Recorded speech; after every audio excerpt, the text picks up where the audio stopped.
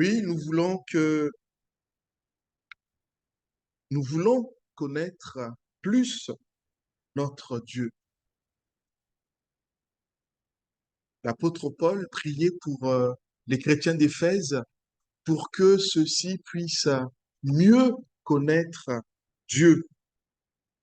Et telle est ma prière, que moi-même je puisse connaître encore davantage notre Dieu, que nous puissions connaître davantage notre Dieu.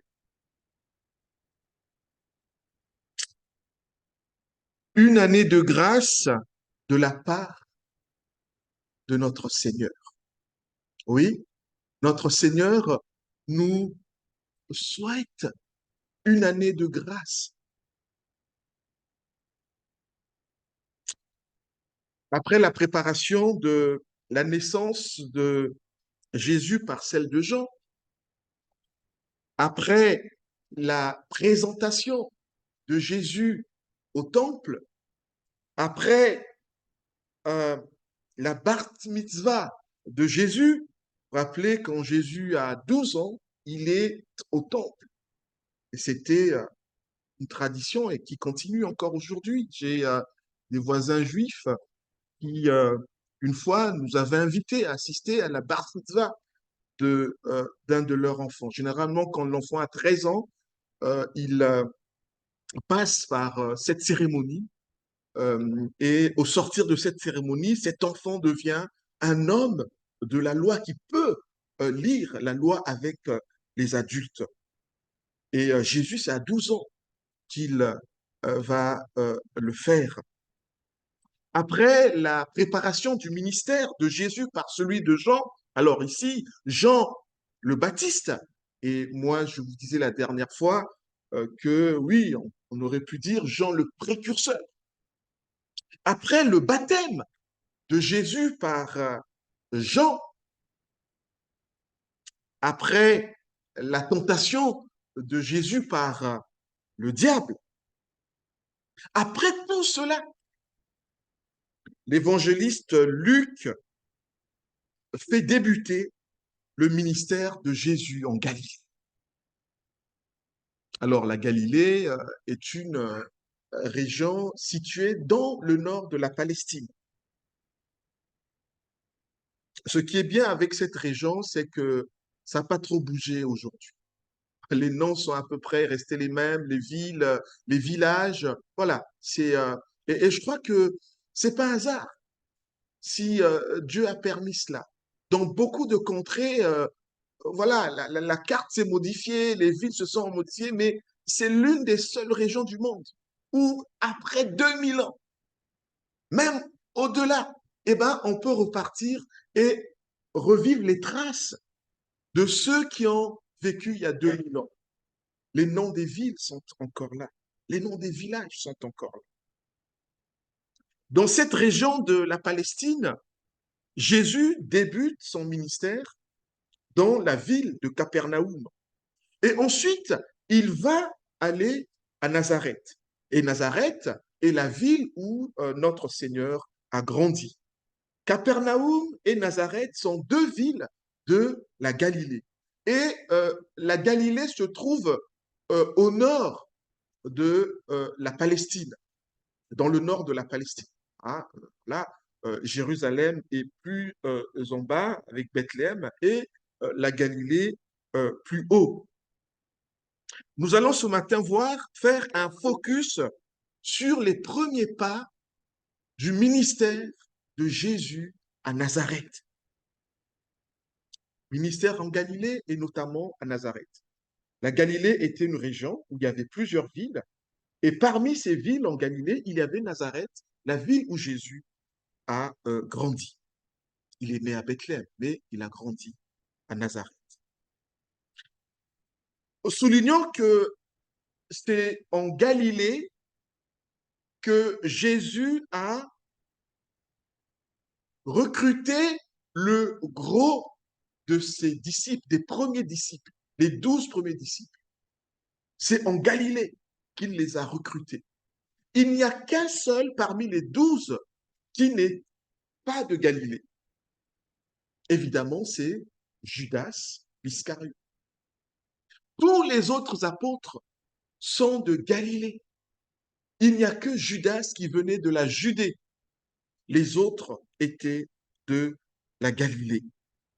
Je vous invite à lire avec moi toujours Luc au chapitre 4, les versets 14 à 21. Luc, chapitre 4, les versets 14 à 21. Luc 4, les versets 14 à 21, et je vais lire dans la version du Semeur. Jésus, rempli de la puissance de l'Esprit, retourna en Galilée. Sa réputation se répandit dans toute la région. Il enseignait dans les synagogues et tous faisaient son éloge. Il se rendit aussi à Nazareth où il avait été élevé et il entra dans la synagogue le jour du sabbat comme il en avait l'habitude. Il se leva pour faire la lecture biblique et on lui présenta le rouleau du prophète Ésaïe. En déroulant le parchemin, il trouva le passage où il est écrit: L'Esprit du Seigneur est sur moi, car il m'a oint pour annoncer une bonne nouvelle aux pauvres. Il m'a envoyé pour annoncer aux captifs la délivrance, aux aveugles le recouvrement de la vue, pour apporter la liberté aux opprimés et proclamer une année de grâce ou une année de faveur, une année de grâce accordée par le Seigneur. Il roula le livre, le rendit au servant et s'assit. Dans la synagogue, tous les yeux étaient braqués sur lui. Aujourd'hui même, commença-t-il pour vous qui l'entendez, cette prophétie de l'Écriture est devenue réalité. Jusqu'ici, la parole de notre Dieu. Le fait que Jésus commence son ministère en Galilée et plus précisément là, à Nazareth, n'est pas anodin. C'est important pour lui de montrer qu'il est non seulement venu pour le peuple juif, comme cela avait été annoncé dans l'Ancien Testament, mais aussi qu'il est venu pour les païens, comme cela aussi avait été annoncé dans les Écritures, dans l'Ancien Testament.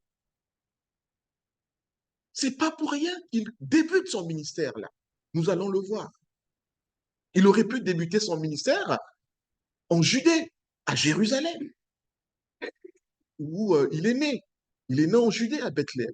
Mais non, il vient commencer son ministère en Galilée.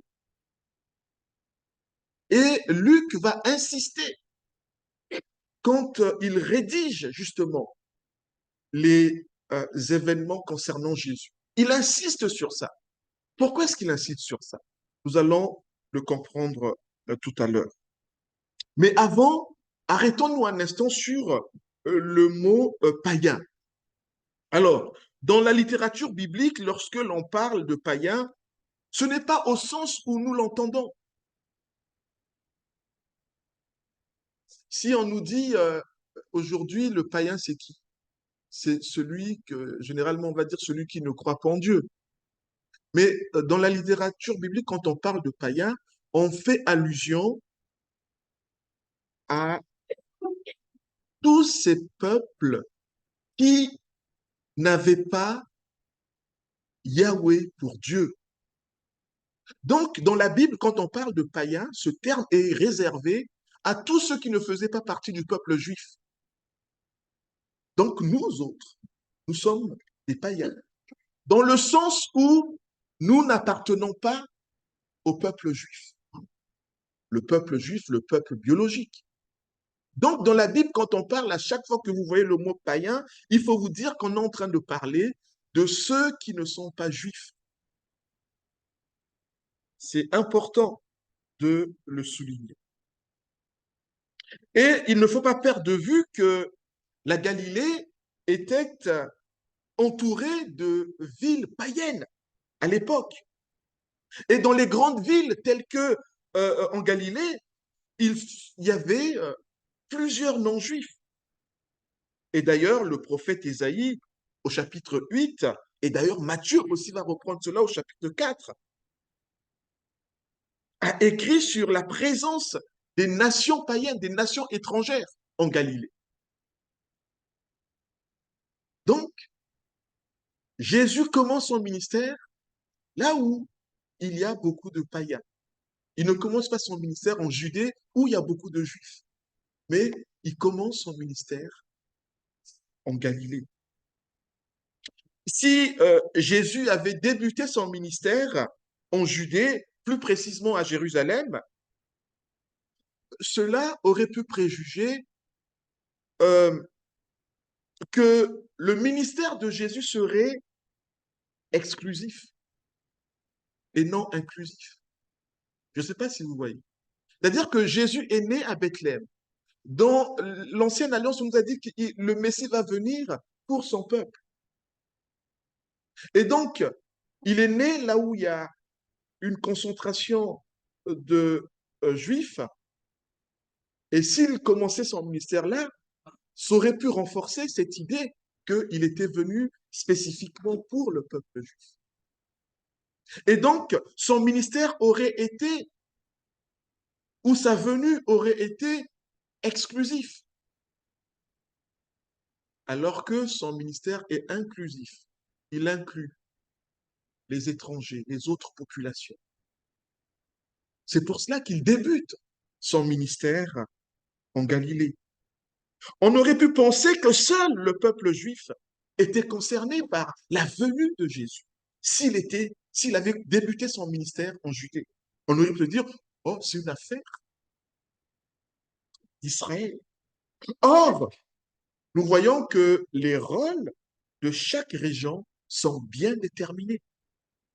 Rappelez-vous, la dernière fois, on avait dit que Dieu était le maître des temps et des circonstances. Les rôles des régions sont bien déterminés, sont bien partagés. Naissance de Jésus où? En Judée, notamment à Bethléem, où l'on trouve une forte concentration de Juifs.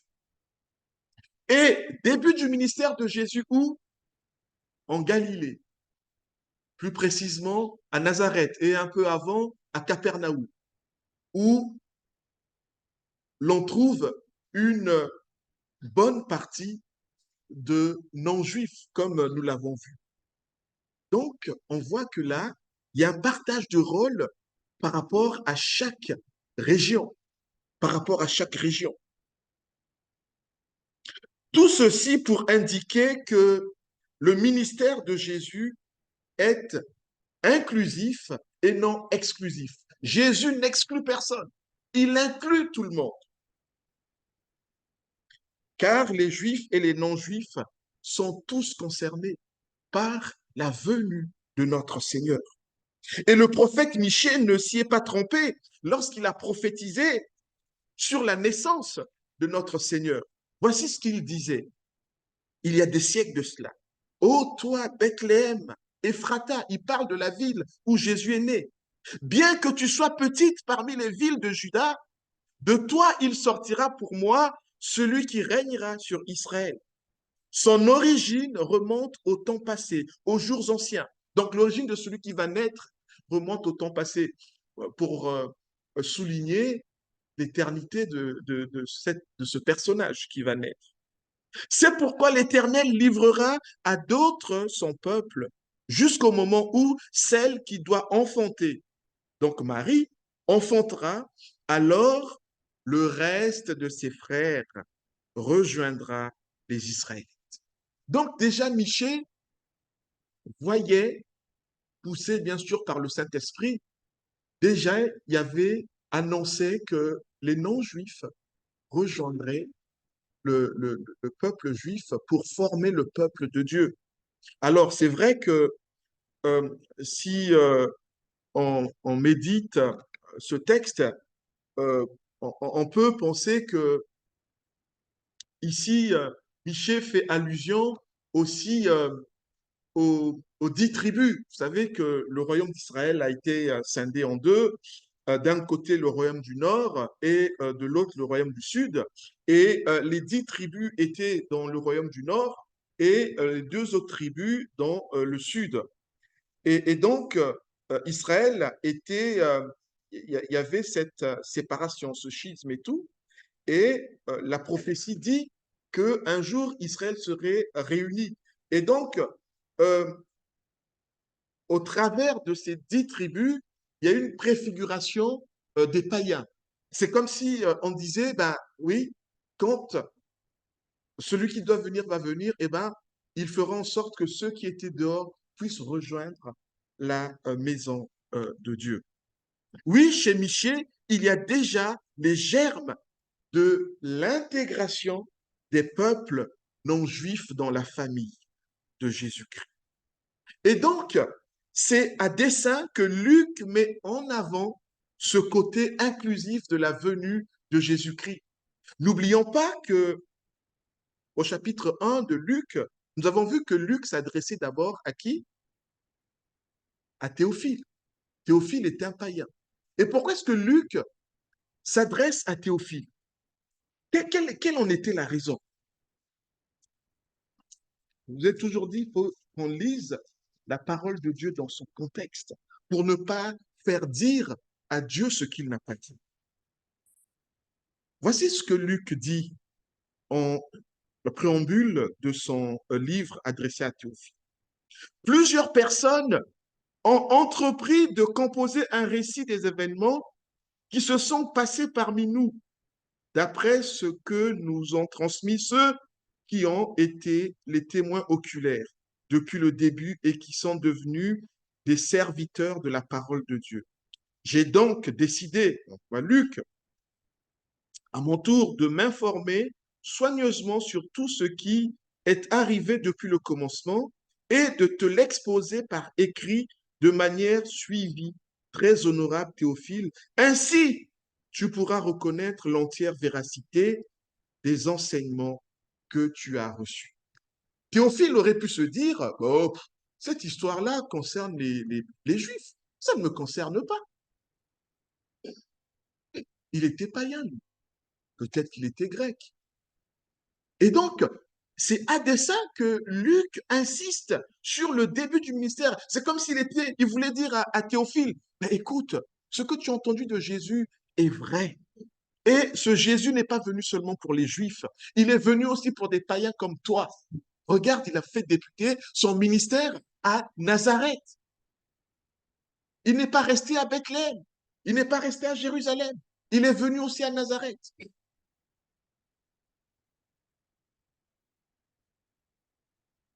Nous savons que l'évangéliste Matthieu, dans ses écrits, on voit que ses écrits sont destinés davantage au peuple juif. Oui, ses lecteurs étaient davantage juifs.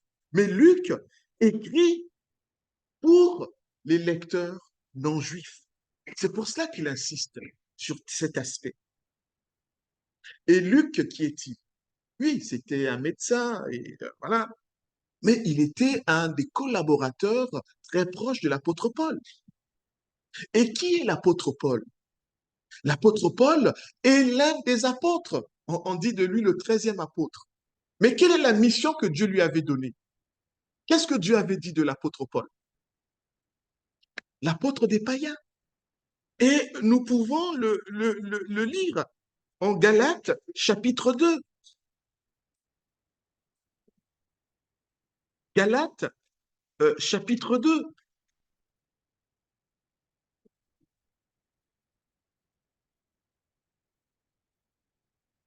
Galates chapitre 2, à partir du verset 8. Car celui qui agit, Galates chapitre 2, à partir du verset 8. Car celui qui agit en Pierre pour qu'il soit l'apôtre des Juifs a aussi agi en moi, donc Paul, pour que je sois celui des non-juifs. Voilà. Et cela nous est dit également en Actes chapitre chapitre 22. Actes chapitre 22. Actes chapitre 22. Non, acte 9. Acte 9. Ouais. Acte 9. Acte 9, verset 15. Mais le Seigneur lui dit, va, car j'ai choisi cet homme pour me servir. Donc cet homme, c'est Paul. Il fera connaître qui je suis aux peuples étrangers, c'est-à-dire aux peuples païens, et à leur roi, ainsi qu'aux Israélites. Je lui montrerai moi-même tout ce qu'il devra souffrir pour moi. Enfin, Actes chapitre 22, versets 8 et 21. Versets 8 et 21. Paul donc dit, quand il voit le Seigneur, qui es-tu, Seigneur? Alors la voix m'a dit, je suis moi, Jésus de Nazareth, que tu persécutes. C'est intéressant. Pourquoi est-ce que Luc souligne ici Jésus de Nazareth? C'est Luc qui est l'auteur de l'Acte des Apôtres. Et l'Acte des Apôtres était un livre qu'il a écrit aussi à Théophile. C'était le deuxième volume. Il dit Jésus, il aurait pu dire Jésus.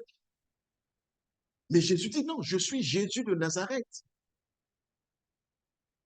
Justement, s'il dit que je suis Jésus de Nazareth, c'est pour faire référence à l'entité païenne. Pour dire que je suis Jésus, mais je suis là aussi pour les païens. Dans d'autres écrits, on parle beaucoup plus de Jésus le Messie. Voilà, parce que voilà, l'envoyé, c'était par rapport au peuple juif. Mais là, il est dit Jésus de Nazareth. Parce qu'à Nazareth, il y avait un nombre important de païens. Et au verset 15, il nous est dit, car tu seras son témoin devant tous les hommes pour leur annoncer tout ce que tu as vu et entendu. Voilà. Et maintenant, pourquoi tarder? Non, c'était pas ça. 21 plutôt. Je mélange les pinceaux. Voilà. Le Seigneur m'a dit alors, va, je vais t'envoyer au loin vers les non-juifs. Donc, Luc, qui était un des proches collaborateurs de l'apôtre Paul, était dans cette même ligne. C'est travailler, œuvrer pour les non-juifs, donc pour les païens. Et donc, c'est pour cela que Luc, quand il écrit à Théophile, il insiste en montrant que Théophile, regarde, notre Seigneur a commencé son ministère à Nazareth, à Capernaum, en Galilée. Et bien, c'est pour montrer qu'il est là aussi pour les païens. Il n'est pas venu seulement pour les juifs, mais il est venu aussi pour les non-juifs. En Galilée, Jésus fréquente les synagogues pour la simple raison que il n'y avait pas de temple en Galilée. Le seul temple, l'unique temple était à Jérusalem. Mais là, il est en Galilée, et il va dans les synagogues.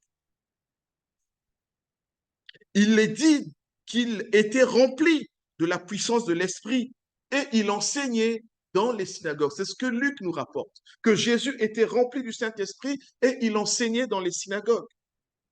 Dans le texte que nous sommes en train de méditer, alors qu'il est dans une synagogue à Nazareth, non seulement Jésus présente sa carte de visite, mais il présente également son projet de société en invoquant la citation d'Ésaïe. Une citation, une prophétie d'Ésaïe faite 6 siècles auparavant. Jésus est dans la synagogue, il prend le rouleau, donc la Bible, à l'époque, ce que nous appelons l'Ancien Testament, et il tombe dans Ésaïe 61, versets 1 à 2, et il lit ce passage. Et en lisant ce passage, il est en train de dire au fond, eh bien les amis, Ésaïe a parlé de moi. Ésaïe a parlé de moi. Et ce que dit Ésaïe ici, Jésus compris cela. Et donc, en quelque sorte, Jésus est en train de montrer sa carte de visite. Voici qui je suis. Et voici ce que je suis venu faire sur cette terre. C'est ce qu'il présente. Ésaïe, donc poussé par le Saint-Esprit, est donc l'auteur de cette prophétie. Jésus, pour se présenter et présenter la raison de sa venue sur terre, cite donc les propos du prophète Ésaïe. Et oui, Jésus donc invoque ce que Ésaïe avait dit 6 siècles plus tôt. Et jusque-là, ce sont d'autres personnes qui parlaient de Jésus, qui parlaient de la naissance de Jésus, qui parlaient de ce que Jésus allait faire. Rappelez-vous, dans le chapitre 1 et le chapitre 2 de Luc, il y a eu l'ange Gabriel qui est venu parler de Jésus, qu'il allait naître. Il est venu parler de ce qu'il allait faire. Nous avons Élisabeth qui a parlé de Jésus.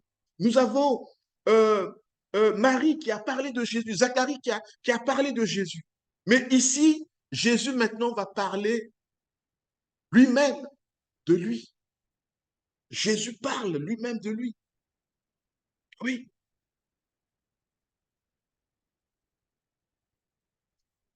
Et si on remonte dans l'Ancienne Alliance, on remarque aussi que c'est d'autres personnes qui avaient parlé de Jésus.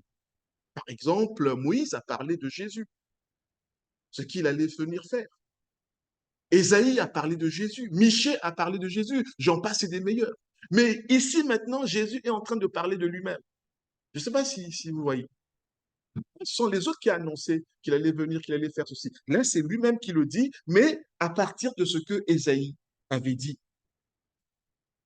Jésus, donc, de manière indirecte, va parler de lui, mais par le biais, le moyen d'une citation de Ésaïe. Jésus invoque une parole du prophète Ésaïe afin de décliner son identité, afin de montrer sa mission, ce pourquoi il est venu, afin de finalement présenter sa feuille de route. On peut s'arrêter un instant sur cette citation. La citation commence par « L'Esprit du Seigneur repose sur moi parce qu'il m'a désigné par l'onction. Il m'a envoyé. » On voit qu'ici, euh, déjà, c'est pas Luc. Luc ne fait que reprendre les paroles d'Ésaïe, mais c'est pas innocent. Ici, on voit qu'il y a 3 mois. Il y a un triple moi. Parce qu'il repose sur moi, il m'a envoyé, il m'a désigné. Pourquoi est-ce qu'il y a ça? Remarquez que de la même manière que Luc nous dit que Jésus est rempli de l'Esprit, eh bien, Ésaïe, dans cette prophétie que nous avons lue, décrit également la même réalité lorsqu'il affirme que l'Esprit du Seigneur repose sur celui qui doit venir.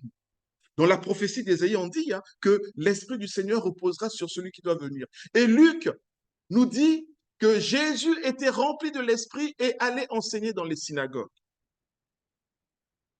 Et nous savons que cette personne qui doit venir était désignée par l'onction. Or, nous savons aussi que dans la littérature biblique, lorsque l'on parle de l'onction, ça nous renvoie à la plénitude de l'Esprit pour servir Dieu. De la même manière que Luc affirme que Jésus enseignait dans les synagogues, il est dit également de celui qui doit venir qu'il est envoyé pour cet enseignement. En réalité, il n'y a aucun doute.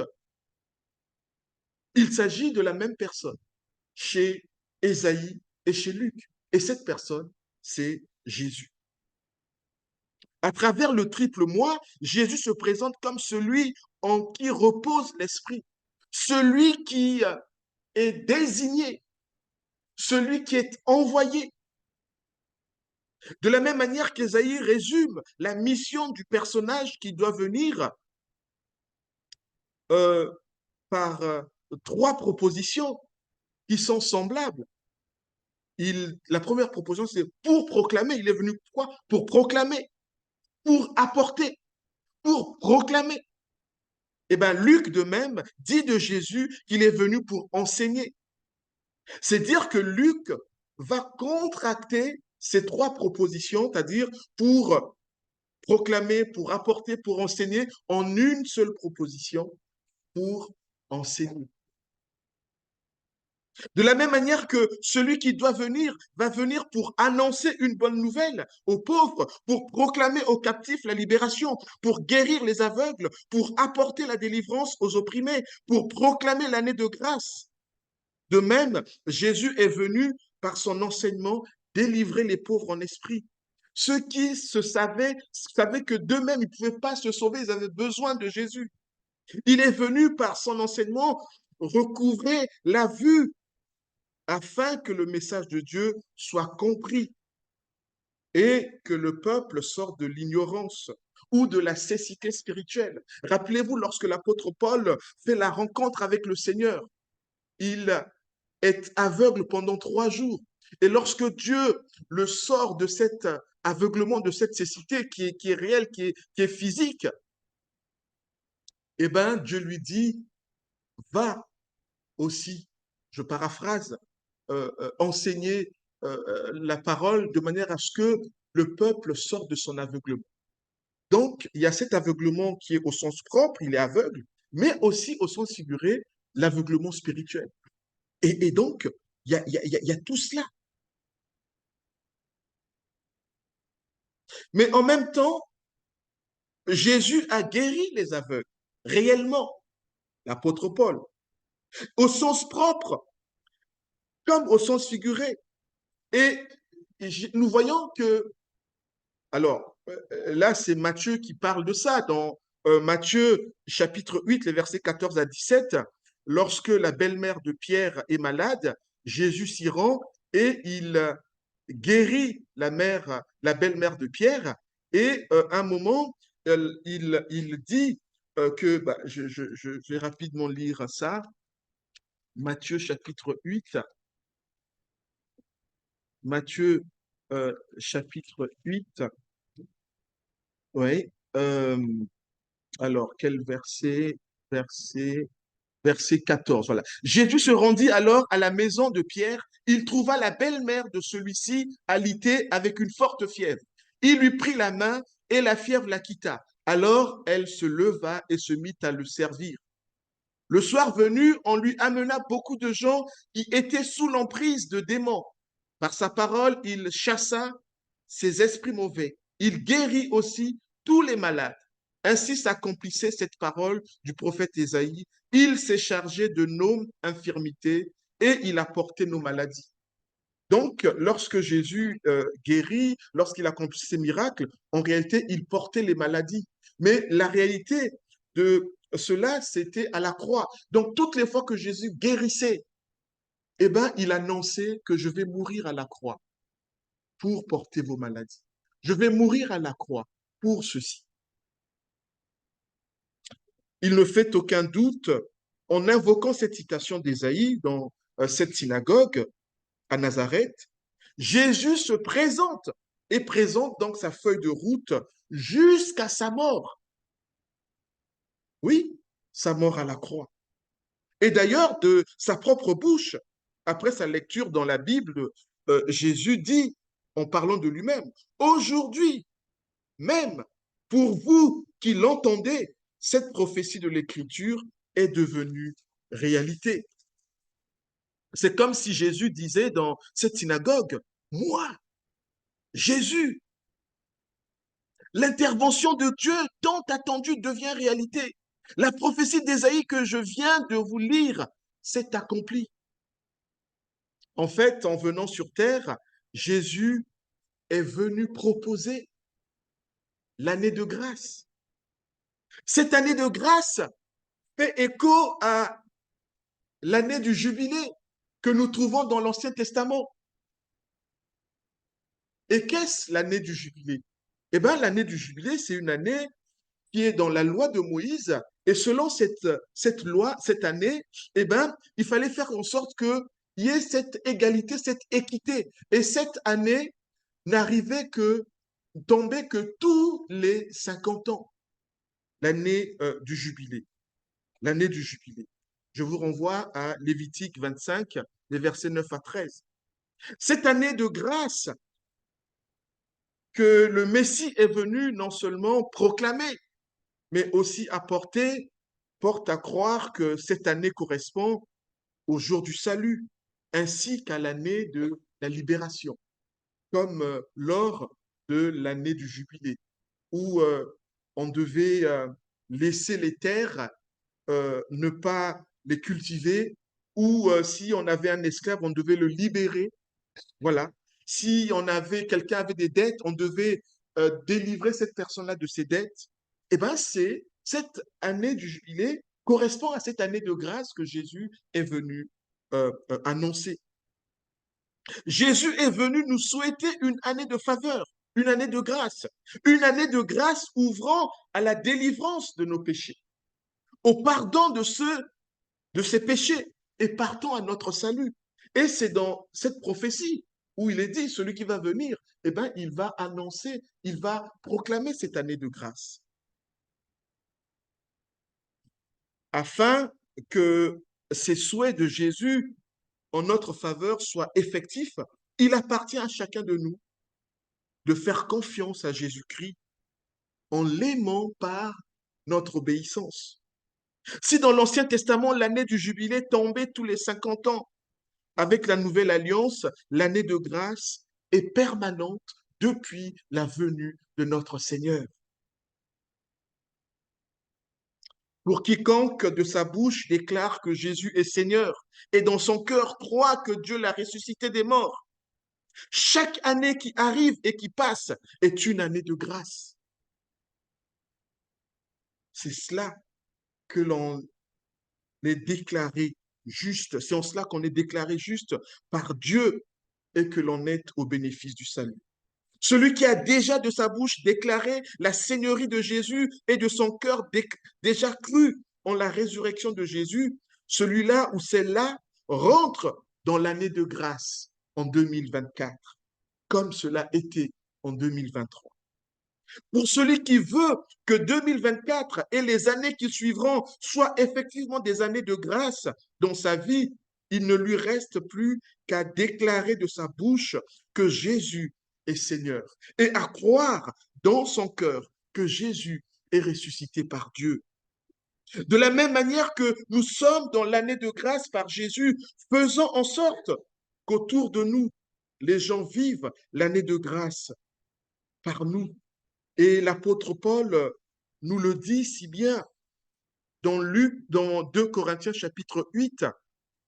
Rappelez-vous, lorsque il y a ce projet qui a été initié par l'église de Corinthe et que l'église de Corinthe tarde à exécuter ce projet, il était question de venir en aide financièrement aux frères et sœurs de l'église de Jérusalem. Ils tardaient, mais à côté, il y avait les églises de Macédoine qui, eux, étaient dépourvus, ils étaient pauvres. Eux vont commencer à se collecter, à lever des fonds. Et Paul dit aux Corinthiens, mais écoutez les amis, non seulement vous êtes les premiers à avoir initié ce projet, mais vous n'êtes pas en train d'exécuter, ce sont les autres qui n'ont rien, qui sont moins nantis que vous, qui commencent déjà à lever les fonds. Mais je vous invite à faire comme Jésus. Et qu'est-ce que Jésus a fait? Voici ce que dit Paul. Car vous savez comment notre Seigneur Jésus-Christ a manifesté sa grâce envers nous. Lui qui était riche, il s'est fait pauvre pour vous, afin que par sa pauvreté, vous soyez enrichis. Donc, Paul veut dire, mais regardez ce que Jésus a fait. Il était au ciel, auprès de Dieu, rien ne lui manquait, mais il s'est dépouillé de toute cette gloire pour venir mourir à la croix pour vous, pour que vous soyez spirituellement riches. À votre tour, de venir en aide aux autres. Et donc, oui, le Seigneur est venu nous annoncer, nous apporter cette année de grâce que nous allons vivre jusqu'à son retour, mais dans notre quotidien, à nous de rendre aussi cette année de grâce à ceux que le Seigneur place sur notre route. Que vraiment notre Seigneur nous aide à vivre pleinement cette année de grâce en 2024, mais aussi les années qui suivront si il permet que nous soyons encore sur cette terre. Amen. Je vous invite à vous lever. Nous allons chanter pour faire suite à ce chant à la bénédiction France.